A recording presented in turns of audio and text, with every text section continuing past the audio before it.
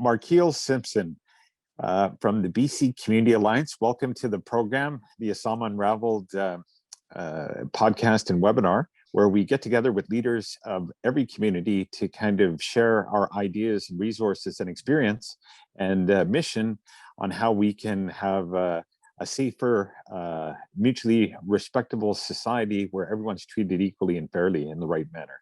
So thank you, my friend. It's great to getting to know you since this last little while, and grateful to have you on our program. Yeah, likewise. It's been wonderful getting to know you and Yusuf, and really happy to be here. So thank you for the invitation. Yeah, and now the BC Community Alliance and that organization that you're a part of and representing, please talk about the organization, and then thereafter about your own personal journey and how you came into this community work in the manner that you work in. Sure. Well, the BC Community Alliance is a small not-for-profit organization that's dedicated to dismantling systemic racism. It was formed following a racist bomb threat at a local high school in Vancouver. And out of that, and I was not a founding member, but out of that, some community advocates came forward and came together to help try and protect kids in schools. And we've really been working since that on other things, building out other programs for young leadership and youth in STEM. And now we are pushing for a Canadian Black History curriculum, as well as a database for the collection of racist incidents in schools and anti-racism training for all teachers and students alike.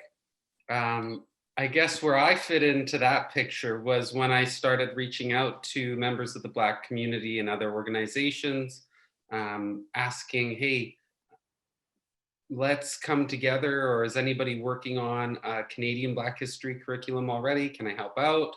What do we have to do?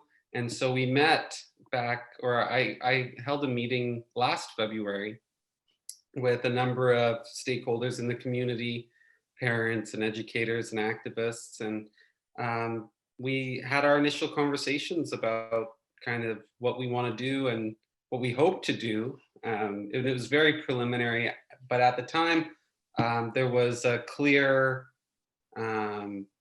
crossover between what I was interested in doing and what the BC Community Alliance is already doing. So they asked me to come on board, and I've been a member ever since, and it's been great. Awesome. And in a previous conversation, we talked about, role models and Martin Luther King and Malcolm X, and they're two different styles, but how they're both actually necessary. Love and also to really call it what it is, and in the manner that Malcolm X and later Malik al-Shabazz al-Hajj, like how the journey of both those men, and I've gotten to really, I read the autobiography of Malcolm X and also watched a number of documentaries on both leaders, which are amazing people. Like literally, like those are people, even if we can be 5 or 10% of their conviction, their example, their in the face of so much difficulty, that what they have to endure. Just speaking for myself, whatever racism that I've experienced, these guys, what they experienced, and they paid the ultimate price for their work. Their commitment was such that people, although they were advocating for peace and justice, and they both went out as being killed, but their mission and their message has resonated over the decades, and we're talking about them today because of that conviction. And so that's at least part of my inspiration, and I'm sure it informs some of your inspiration, but I'll let you speak for yourself, obviously. Yeah, absolutely. I think that there's been figures throughout history that have sacrificed their lives for the advancement of the oppressed, and they use different strategies, but I think that there's some similarities to that now, where we have different advocates with different types of messaging, with different degrees of severity and maybe what they're going to say or how they're going to try and operate. And so I think that, yeah, we still need all different kinds of voices coming together on the same issue, because one way isn't going to solve the problem, right? Everybody's coming at it from different perspectives, just like Islam Unravelled, linking to faith and everything, right? And bringing that background and experience into the dialogue. So I think it's important that we value people's differences, and we become stronger together when we all work from those different areas towards the similar goals. And with your work with the school boards, and I know there's challenges with the school boards. You brought up Lord Byng and that specific incident. If you could just maybe explain to the listeners and the viewers what happened and what the response has been, and maybe some of the roadblocks and what those issues were, just so people can understand that human story to relate to it. Absolutely. So in 2018, there was a bomb threat from a student at Lord Byng Secondary, a white student who shared on social media a video that he had recorded of himself, stating that he hates all Black people and using the N-word. And so he starts out the video by saying that, I hate all N-words. Like, I think that they're stinky and that they're stupid, and that he'd like to line them all up and watch them go kaboom. So really severe language there, and really, really worrying. And unfortunately, the school at the time, the school liaison officer from the Vancouver Police Department, the Ministry of Education, nobody really got involved, and they didn't inform the parents. They didn't reach out to the students and let them know what had happened. And so it made things really vulnerable for Black students at the school. And since then, the BC Community Alliance has tried to help advocating with some of the parents, and has also submitted a human rights tribunal complaint against the Vancouver School Board and the ministry because of the oversight or the lack of accountability that was provided to the student who threatened the general population. And was there any penalty, recourse, anything that happened to that student that was advocating for this? I think initially there was maybe a 1 or 2 day suspension, but I think that everything had to keep being escalated by the families that were affected. It wasn't like the school said, okay, hate crime happened, bomb threat, this is what we're gonna do, and these are the protocols that we're gonna follow. It was much more based from the community's advocacy, and the student was actually slated to return back to the school the following year. And then the community, or the BCCA, put out a petition that had received hundreds of signatures, and I think the school asked him not to return, but he wasn't, he transferred, he wasn't expelled. But what's troubling is that there was no protocols in place to try and mend the situation, and there aren't really any further protocols now. And that's what's really worrying here, is we're not looking to try and negatively impact anybody's life, but we do want to be able to hold people accountable and provide sanctioned learning opportunities with learning outcomes that we can, measurable outcomes.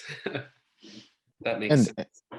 It does, and the impact on the Black students and the parents and the family, and subsequent bullying, and even ostracization of the student, and certain kind of peer issues that does inform, especially for a young person, that in high school, as we know, it's our formative years, and all the kind of desire to fit in and be respected and liked and popular, and all those motivations that all kids have, every kid. Nobody wants to be put upon or singled out or ridiculed or marginalized. And so perhaps we can talk about the impact on the students that were Black and the families just so that is really the ultimate impact, because please do talk about from what you understand of the students involved. Well, I don't want to disclose too much because, you know, they're high school aged students, and it's really sensitive information. But So they were really negatively impacted, and I think that, like you were saying, in the sense that it's your formative years, yeah, is, you know, we might talk about making systemic change, and we'll say, yeah, we'll have that ready in 2 years. Well, two yeah, years is almost a lifetime when you're in high school, yeah. and It um, is a lifetime. It is a yeah, lifetime. it is, Yeah, right? Like 2 summers of coming back a different person. yeah. And so I think it may, like, I know that there's been negative impacts at the individual level, and Family level sorry? and the family level. Yeah, it's a huge stressor for everybody involved and for the community at large as well. Because these incidents don't just affect the people who were directly there, but there's a huge fallout. And so parents are having to worry about their children and their well-being, and now a student in their formative years is carrying this burden with them the rest of their, who knows how long, hopefully not their whole lives. But when there isn't any accountability measures provided, I think that that could, um,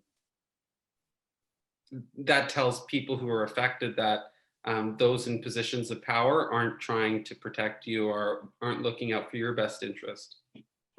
Yeah, and there's actually a documentary on Netflix called Amend. I don't know if you've seen it.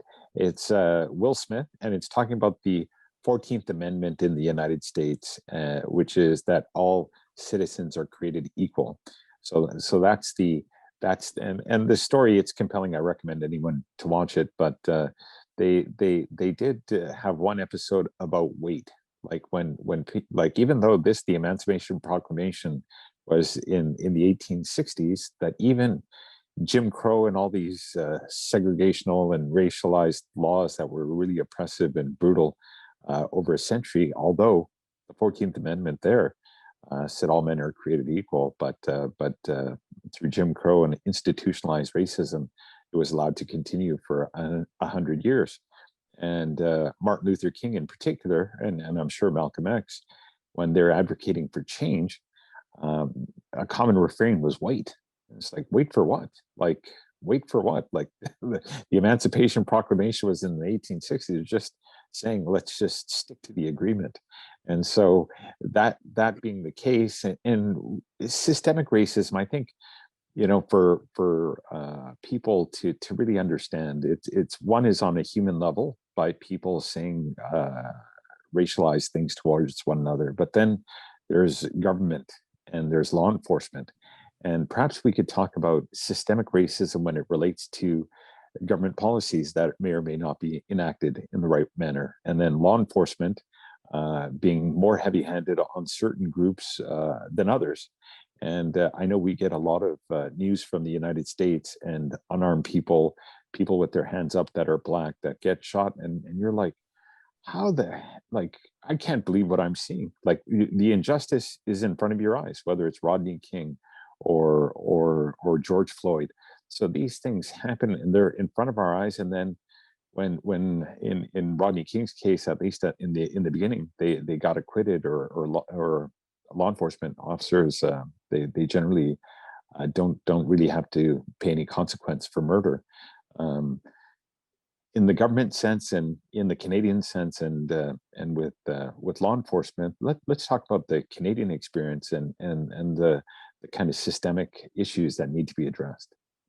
Yeah, I think going back to the point that you raised about the Emancipation Proclamation and the centuries going forward from there, not matching with what the Constitution was saying, and what that proclamation means, is really symbolizes kind of where we're at in history, and where the Black community has been in large part, um, for centuries now. Is it's not just fighting for our rights, but for so long it was fighting for our humanity, right? Yeah.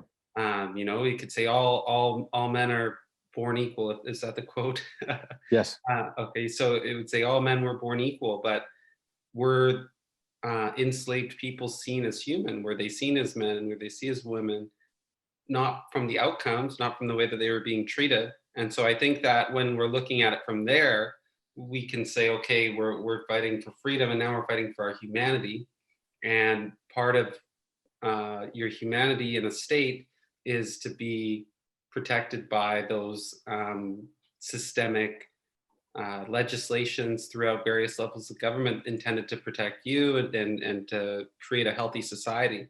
But unfortunately, the the ways in which our institutions have been designed and modeled after weren't taking into account um, different races and different people being recognized as human. So much of our legislation, you mentioned police at the onset, right? For the RCMP, right, their big task was um, to you know get the Canadian Pacific Railway through, and by any means necessary, whether that means unfortunately doing terrible things to our to Canadian Indigenous people, and the same in the U.S. and how their police were being forced to capture freed enslaved people, etc. So there's ways in which our systems weren't designed to um, to benefit Black and Indigenous people and And other minorities. and even historically, Hogan's Alley, which was a vibrant Black community right next to Chinatown, and to make way for the Georgia Viaduct, it was destroyed. And again, culturally and racially significant for a community, and the government at that time to basically destroy a neighborhood that represented a culture and a community. Again, it really is, and it's like you'd say, well, that's an isolated, but it's not isolated. It's like you and I talked about that it's been in many communities across Canada, Mhm. whereas for some reason they find a reason to disband and break apart vibrant Black communities. Yeah, it's terrible, but that seems to be the function of the state in many ways, is to police Black and brown bodies and to disrupt their communities and to question their intentions. You know, where are you walking to when you go to a protest and you hear Black students are being harassed by the police on their way to school, on their way home from school, at school, um, playing at a park, or just hanging out. They're being over policed, and then they're being overly represented in the outcomes of the institutions. When we look at the incarceration rates, when we look at the deaths that are caused by police in the Black and Indigenous community, even in this past year, it's got to be close to a dozen by now, unfortunately. And yeah, it's really disheartening. And even and you brought up a great point about the systems and government and senior figures that are decision makers, and then are they representative of First Nations people, Black people, Muslim people, people of other colors and background?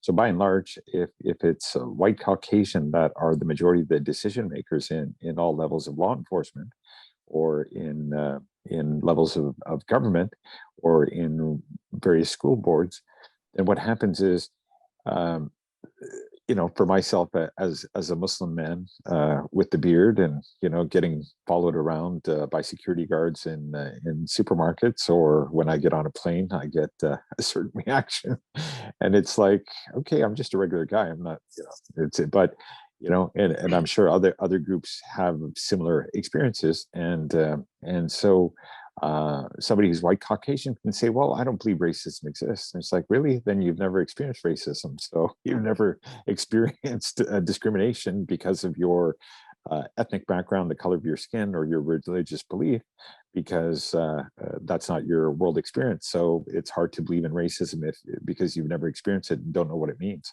And so I think we're dealing with unintentional ignorance, maybe intentional ignorance. Who knows? Maybe it's a combination of the two. And it's like people like yourself and other leaders to really say, hey, wait a minute, here's a mirror. human beings, and here are statistics, right? Here's the ratio of arrests. Here's the ratio of statistical crimes, and when they kind of, I've read some crime statistics per capita in relation to white populations, black populations, and per capita it's the same. It's like, it's not like one ethnic community or people of color are any more criminal than white people. It's right across the board the same. Maybe in some cases more so on the white Caucasian side. Yet people of color and people of other religions get more airplay and more media coverage in a negative way. And so there's also the mind share of the public, where there's a perception of criminality or violence for certain communities than there are for others, although the real statistics of actual crimes show that proportionately everyone from whatever religion or walk of life, crime levels are similar, perhaps even more in the white Caucasian sphere. Yeah, it's something that I think comes back to education. We're not taught that our country is inherently racist and has a very racist past that has created the country that we're living in today, where they say, like, if you don't teach history, it's bound to repeat itself. And that's kind of what's happening, is we're in this perpetual cycle of white supremacy and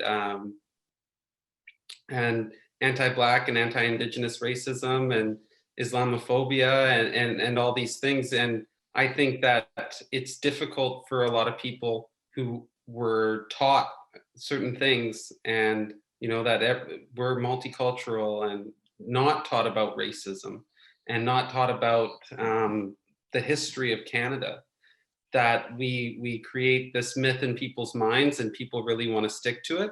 And I think that unless they're educated enough to even start to address what happened in the past, that when we try and bring that up now, then you get that hesitancy. What do you mean now you're being racist towards white people?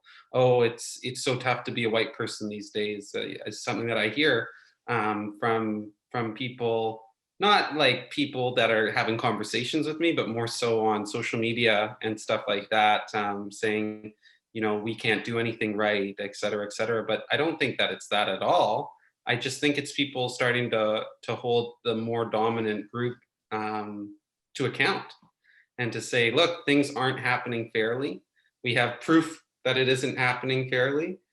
We have experience that isn't happening fairly. But who are we turning that proof and experience over to, when most of our leaders aren't from racialized or religious minorities?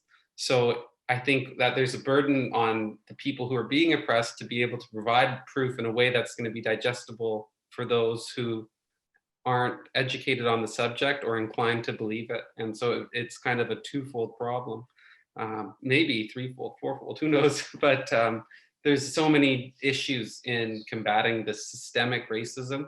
But I'm encouraged, because I know that good people are doing good work to try and improve themselves. But that said, we have a long way to go. Yeah, and it's interesting how there's many things that play a part in people's beliefs and perceptions, and from what we read, our social group, our family, our school, our neighborhood, all of these things inform our beliefs and perhaps our prejudices. And right now, it's very evident that white nationalists and white supremacists are an existential threat to a country's safety and security and their government.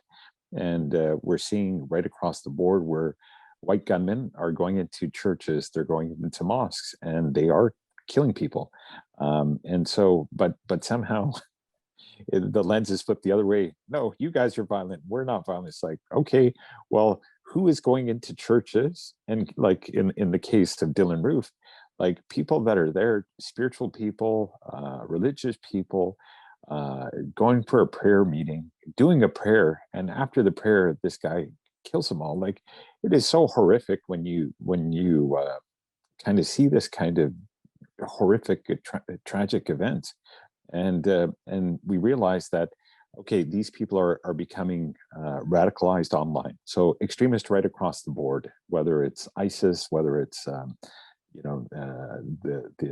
3%ers, soldiers of Odin, any number of these white supremacist groups, the Boogaloo Boys and Proud Boys.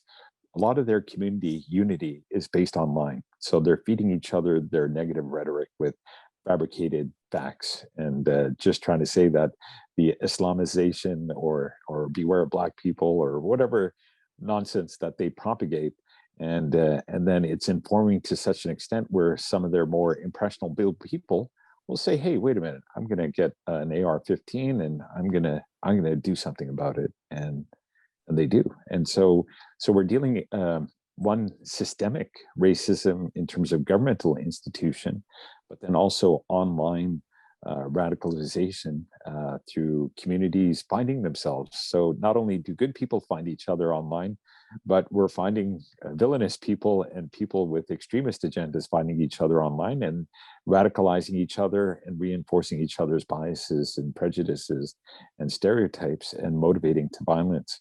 And as we're dealing with all that, the work that you're doing from an education standpoint, but also, we have to address that the new media is online, and this is where more and more people are becoming radicalized to hate. And perhaps we could talk about maybe some thoughts based on this online hate that's being propagated about the Black community.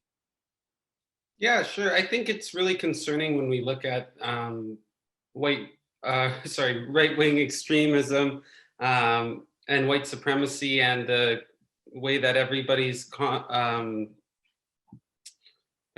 meeting up online and concentrating their hate. That's what it's all based in, is hate. And I think that there's like an intersectional side to hate as well, when you look at all the different reasons that they're being attracted to that. Um, but I think that a big part of the problem is that there's nobody holding our online websites and whatnot accountable. Like, we have ways of I'm sure the government could figure out where these groups were operating out of, which forums they're on, etc., and trying to find a way to intervene, or to, like, they sent in and now we're talking about the US, but like, they sent in undercover people into all these Black groups and whatnot, and you think that they'd be doing the same thing for these white supremacist groups, and saying, we're going to break it up from the inside, if they were motivated that way, or we're going to shut that website down, or we're going to teach everybody what's right, or we're going to keep an eye on them, and we're going to figure out exactly when it's going to happen, and we're going to hold them to account. But like you said, they're kind of being given some range to grow and to cultivate hate, which is really worrying. And I think that we need to find ways to try and combat that. Absolutely. And the flip side of intersectionality of anti-racism, and how we as people of color, and we as people of different religions and races, and maybe some of the same religions as even the perpetrators of racist attacks, that how we can all come together and really address it online, call it out online, report it online, whether the social media companies take it down or not. But at least we as a unified voice are saying, hey, our community is finding this content objectionable, and we firmly say that this is racist content. And I think with the more voices that say it, and just like in the real world, whether it's a school board or the provincial government, municipal government, that the more voices, like you said, the pressure that happened with the school, it wasn't until family put pressure that action was taken. And in a similar way, online, the disseminators of and the platforms that are these groups that are able to proliferate and propagate hate, we have to hold the platforms account, because they are modern day governments in a way. People are operating in the country of Twitter, the country of Facebook, the country of Google, and they are able to propagate unlawful views because some of them are advocating for violence. And the more I go into it, like I used to think naively that maybe there's a misunderstanding. Maybe it's just a matter of education, but there's a real hate, like dealing with hate to the point that people want to harm and kill others.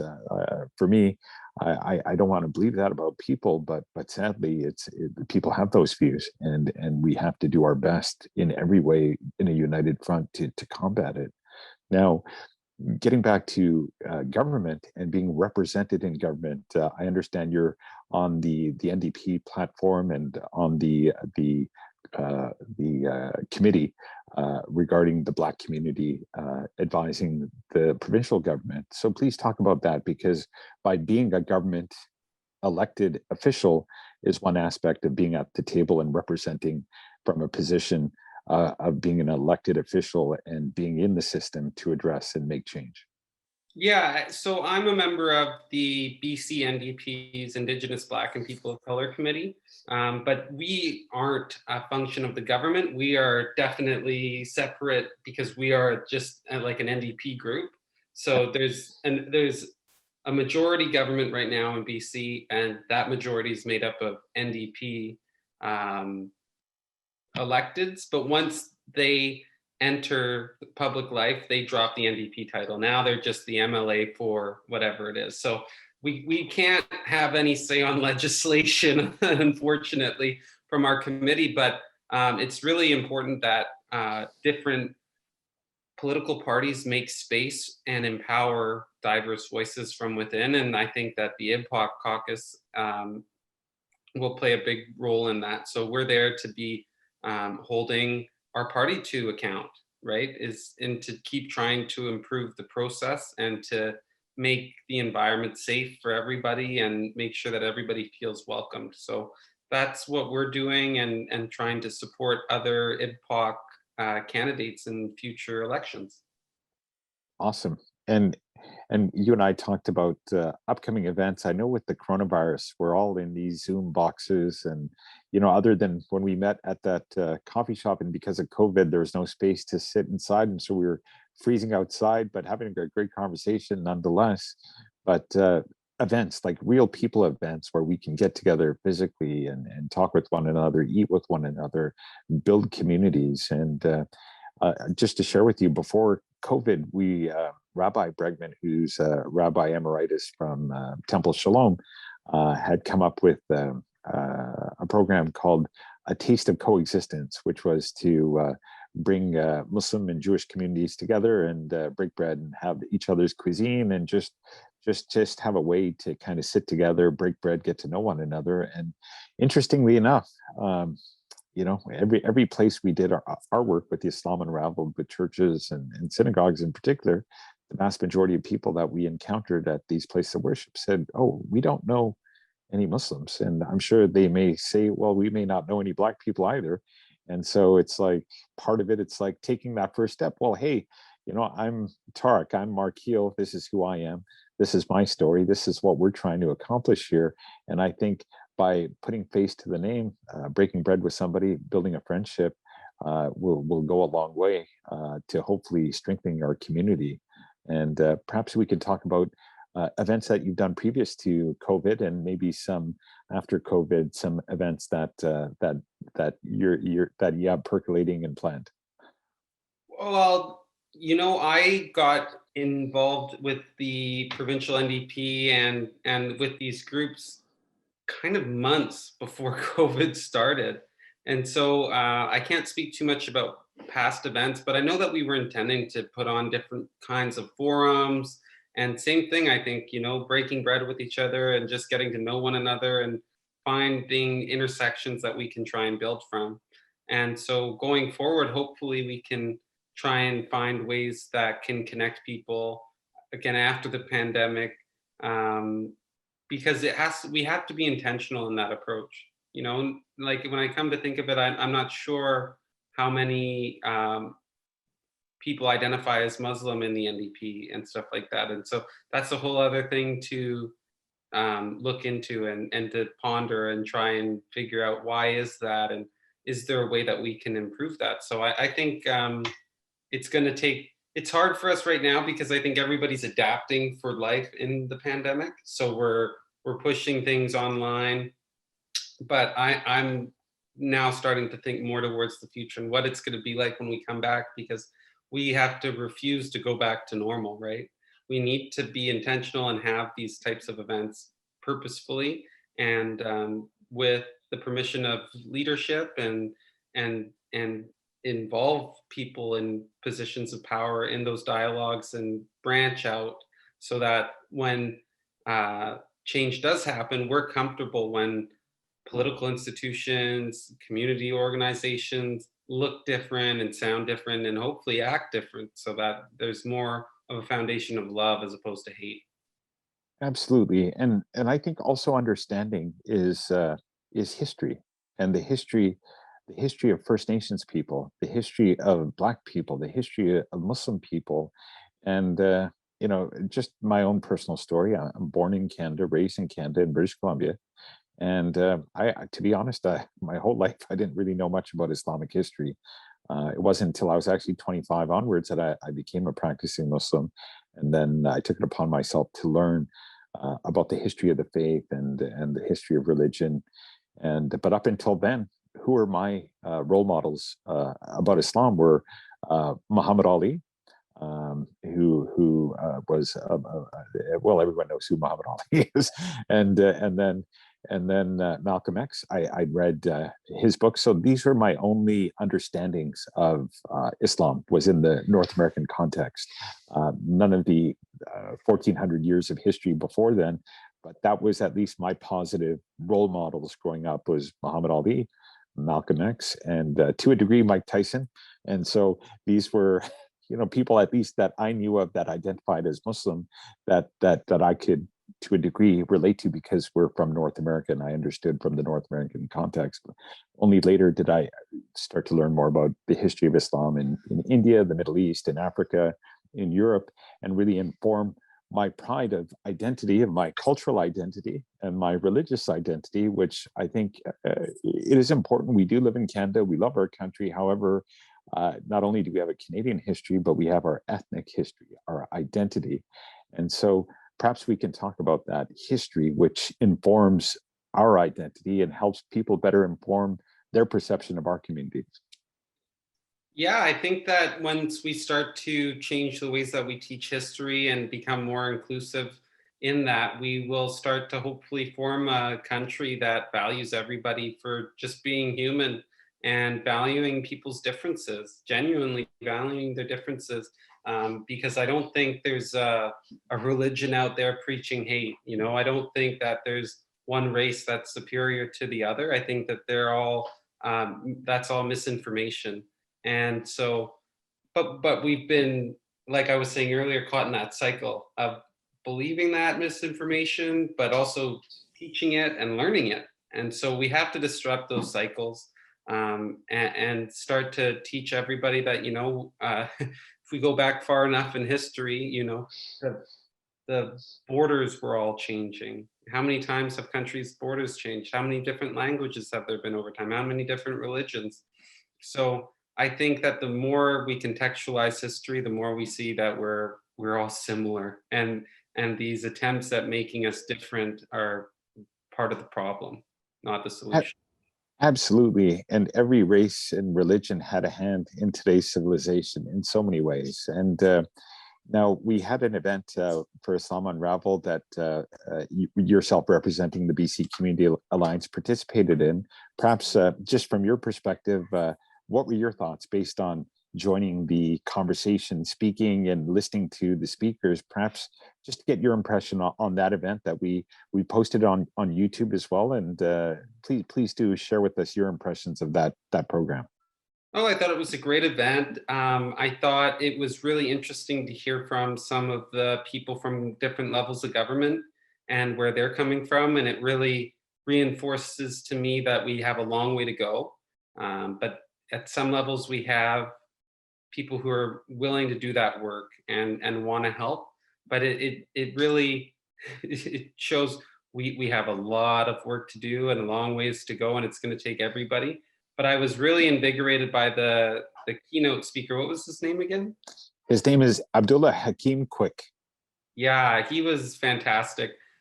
He provided us with a half an hour history lesson, juxtaposing the histories that were taught in school in comparison to the histories of Africa, the continent of Africa, all over.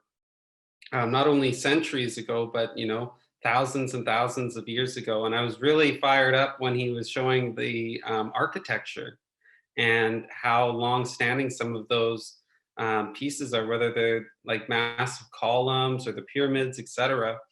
And comparing that to modern antiquity that we really relish in the West is like, this was the pinnacle. How did they make this Colosseum that's falling apart now, or already has fallen apart?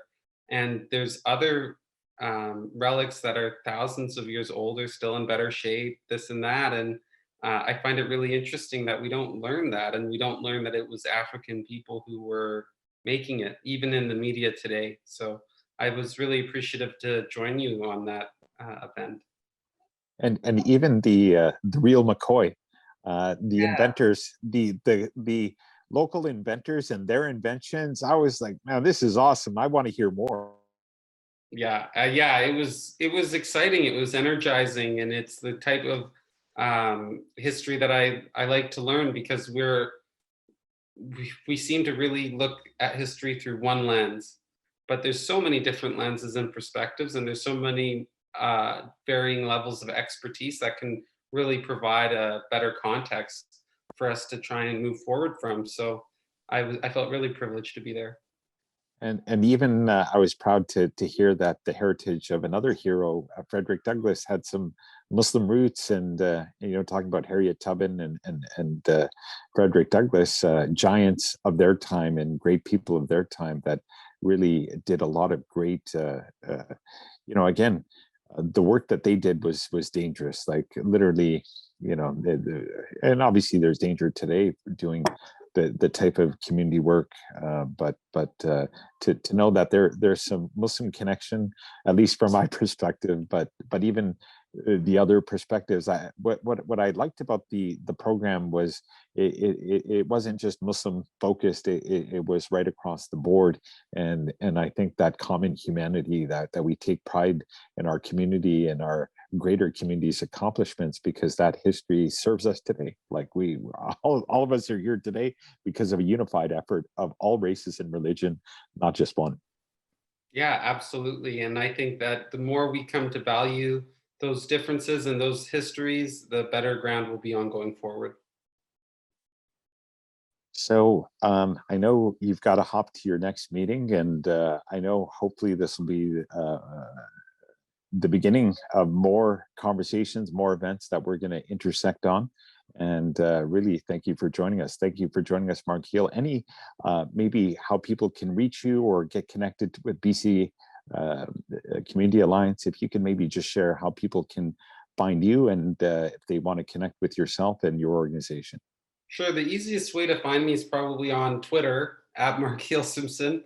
And to connect with the BC Community Alliance, you can go to our website, bccommunityalliance.com, and you can sign up to volunteer or donate. But I really want to encourage people to try and share in the advocacy work, and whether it's writing an email to the ministry or supporting people already doing some of that work, to amplify the theme of, we want to welcome our differences and really showcase them to the next generation, so that we can break the cycles that have gotten us to where we're at today.